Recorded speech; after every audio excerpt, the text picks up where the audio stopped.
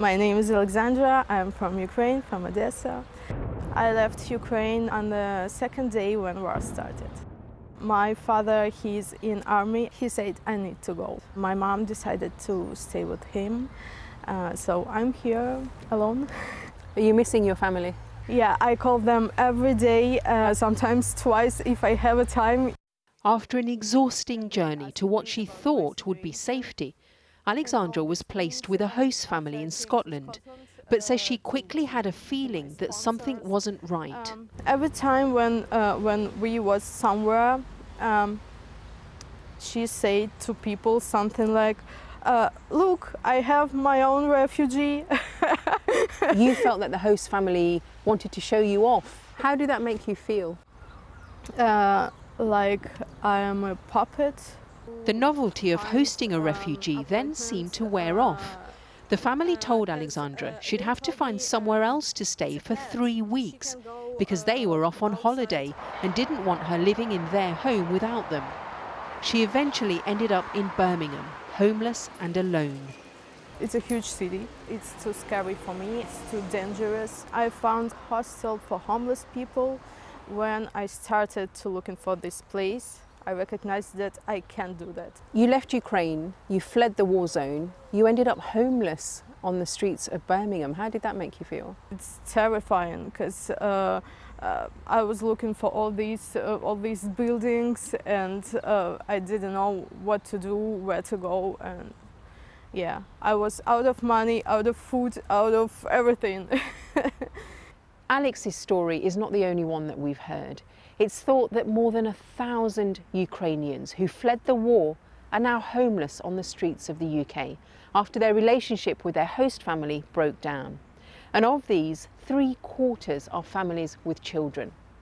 And when that relationship does break down, there's very little official help.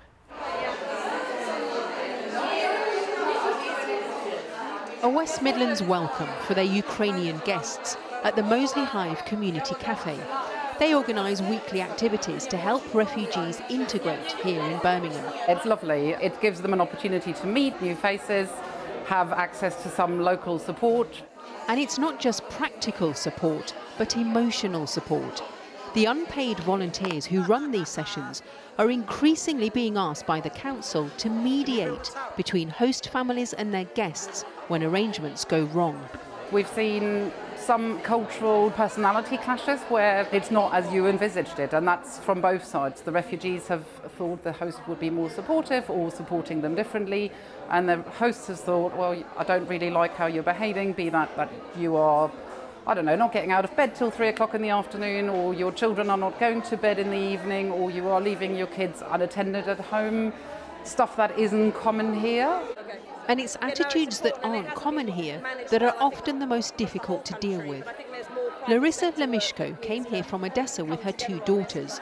She was originally offered a home with a gay couple, but said this was unacceptable. It wouldn't be very comfortable for me.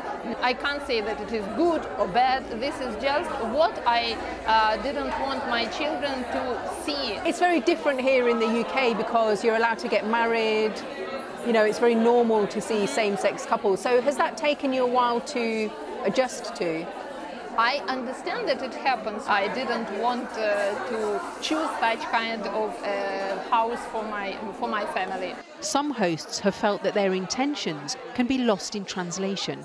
I've been close to tears. Nina Caddick turned to mediation when she found herself struggling to make herself understood with her refugee family. It became quite confrontational at times because in England we'd say, could you help me with this?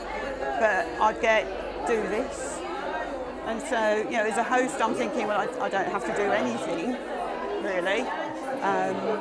You know, and it made me feel a little bit as though I was being put on, and it caused tensions in with me. I felt uncomfortable in my own home. Mrs. Caddick is now working through those differences with her family and feels optimistic. But the advice here for anyone thinking of opening up their homes to refugees is to be patient and prepared for cultural and language differences.